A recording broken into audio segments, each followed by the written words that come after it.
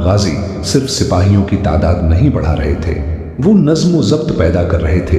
ہر سپاہی کی ذمہ داری مقرر تھی، ہر افسر جواب دہ تھا، فوج کی باقاعدہ تربیت ہوتی تھی، اور یہی وہ فرق تھا جس نے عثمانیوں کو دوسرے ترک بیگوں سے ممتاز کر دیا۔ تاریخ گواہ ہے، کئی ریاستوں کے پاس بہادر سپاہی تھے، مگر منظم فوج بہت کم ریاستوں کے پاس تھی۔ دوسری طرف بازنطینی سلطنت خاموشی سے یہ سب دیکھ رہی تھی۔ انہیں اندازہ ہو چکا تھا کہ عثمانی اب صرف سرحدی حملہ آور نہیں رہے، وہ ایک منظم ریاست بن رہے تھے، اور یہی بات قسطنطنیہ کے حکمرانوں کے لیے سب سے بڑی تشویش تھی۔ مگر قسمت نے بھی ایک عجیب موڑ لیا۔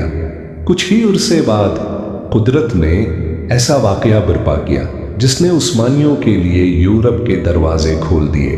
بیزنطینی سلطنت ابھی عثمانیوں کی بڑھتی ہوئی طاقت پر غور ہی کر رہی تھی کہ قدرت نے ایسا منظر دکھایا جس کی کسی نے توقع نہیں کی تھی۔